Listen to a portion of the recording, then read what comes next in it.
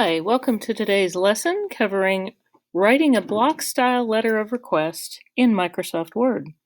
This lesson is called W5.24 Letter, and in it we will review the parts of a business letter and how to properly format it in the block style. Specifically, we will focus on writing an effective letter of request and formatting it in the block style. A letter of request is an effective way to ask someone for a recommendation, goods, services, and more. You could write to a company to request a sample product, or you could write to a prospective employer asking if they have internship opportunities available to students. Many students request recommendation letters from teachers as part of their college application packet. Asking for a recommendation can happen in casual conversation, but formatting and sending a letter that asks for a recommendation shows your professionalism. Before we begin this exercise, let's first open and save a new Word document into our existing BIM Word folder. And I have already opened up a new Word document. I have already named it Shift-Command-S, W5.24 letter. You need to use your own last name and first initial. This time in this assignment, however, instead of clicking in the header and putting 4 lines of information at the top, we are going to create a letterhead for yourself. So looking at our directions, it says create a letterhead at the top of the document. On the first line, type your first and last name. So we're going to go ahead and you would put in your own first and last name. And then on the next line, we're going to add your address. So if you live at 1234 Main Street, you would put that in. I'm going to hit space dash space to put a change of address in. So if you live in Keene, you could put Keene, comma, Texas, space 76059. And then you can put in another dash that would put in your phone number. And because this goes out on YouTube, I am going to just put in what they use in the movies. Series of 5s. And then I'm going to do space dash space. And you would put in your school email address. In the future, when you write this letter, of course, you would use all your current information. So you would put in email at keen.org. All right. And then I'm going to go ahead and go down a couple lines. What they would like you to do, after you have put all this in, you can insert an advanced symbol to separate. Instead of doing dashes, you can always come into the Insert tab, go over to Symbols, Advanced Symbol, and you know that you can always go up to Windings or something like that and find something kind of cool or fun to put in between. Or you could keep it simple and just insert a dot like that in between instead of the dashes. It looks really neat. I'm going to go ahead and leave it dashes for now. So here in the directions, you can use the school's address and information if you prefer for the sake of this assignment. That's totally okay. In the paper directions and on Google Classroom, that address is provided for you in the space. I have whited it out simply here because it does go out on YouTube. So moving forward, we're going to need to center both of these lines. Okay, so I'm going to select them both. Under my Home tab, I'm going to press Center. And then, giving you a little bit of leeway here, you can adjust the font style, size, color, caps or no caps. You can do all kinds of fun things with your own letterhead. You can choose a different font. You can make it bigger so that your name really stands out. And I might just leave this one simple. Okay. And leave it like that. You can, of course, change the colors as well. Have a little bit of fun with it. Okay.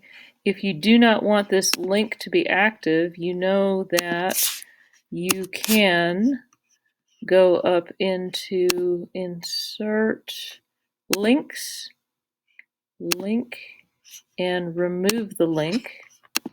And that's what will take that out of there. And then coming back down to this section here, it says here, refer to the example on the next page to see how your header should look. So you see there's a name, there's the address line, and then down here we're going to come in with the date. Before we do that though, please note number 3, change the font for the rest of your document to Calibri 12. So I'm coming here, and in the Home tab, I want to make sure that I am at Calibri 12, that I didn't carry down some of this Arial or anything else here. It looks like I'm in good shape, but you want to make sure that the rest of your letter is formatted properly. So the next thing we need to do is set the top margin of our document to 2 inches. This is going to push this letterhead down, and to do that we go to the Layout tab and our margins icon, and instead of the normal one we're going to go down here to the custom margins, and all we have to do is change that top margin to 2 inches and say OK, and you see that pushes it down a little bit further in our document. Alright, so next, type the entire letter as it is shown below. We're going to start with the date, and instead of writing the word date, I'm going to hit Shift-Control-D and make sure that the date shows up there. Usually we leave a space, and then we say, Dear Mr. or Mrs. So-and-so. If you were writing this letter to me, you would put in Dear Mrs. Weaver, add a comma, and then another line of space. Now these recommendation letters you are setting up for yourself right now. Every day that you show up to class on time, every assignment that you work out carefully and correctly, the teachers notice this. And once you graduate and you go out and apply for a job, your employer is very likely to ask you for a personal letter of recommendation. And you can go back to teachers such as myself, where you have worked hard and been conscientious about time and about your work, and say, would you write a letter of recommendation for me? And so I could write a letter to your future employer and say, yes, they're on time. Yes, they are responsible about getting their work done and getting it done correctly. These are the things that you're setting up for yourself right now, every day. So in this case, if you were going to write it to me, that's what it would look like. If you're going to write it to another teacher, Dear Mr. So-and-so, you could do that. Now take a minute and type out the rest of this letter as it appears in the example. And what you'll do as you come to these sections where there's a bolded word, you would need to change it. Obviously, if you were writing this to me, you would have to say, as you know, I was a student in your BIM class at, and you would say Keene High School, through the years of, and it could be just this one year. Obviously, you were here in my class, 2020 to 2021, during which time I maintained an overall GPA, grade point average, of, and what, you want to say 3.5? We can do that. I would sincerely appreciate it if you would be able to recommend me for employment at ABC Company.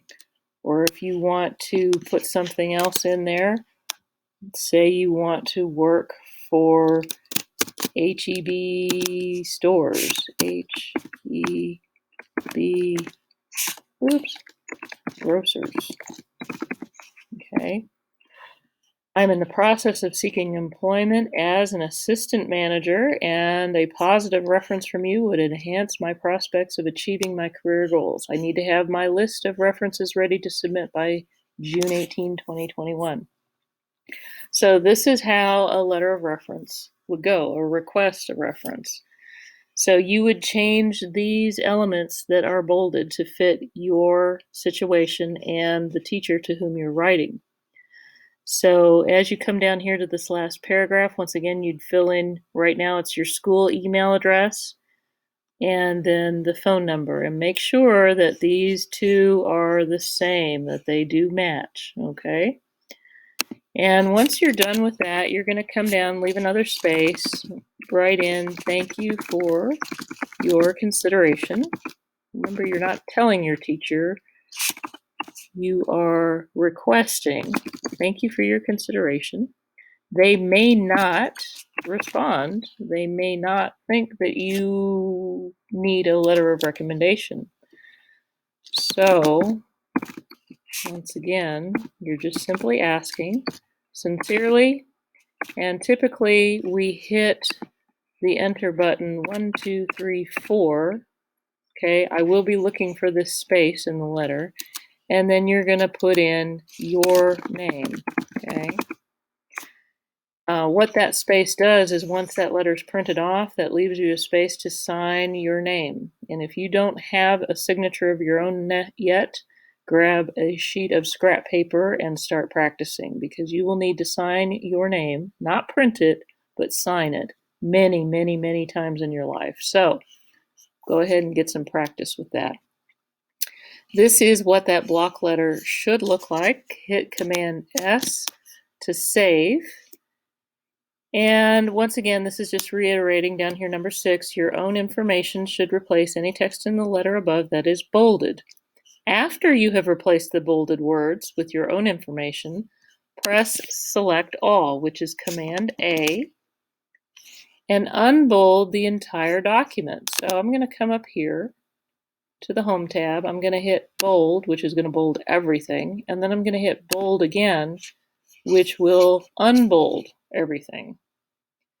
So what I can do then, it says go back and bold only your own name at the top of the document.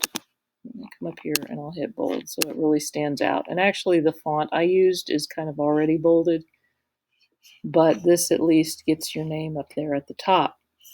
So once again, once you have done all that, you will, because you typed quite a bit here, need to go up to the Review tab and run a spell check.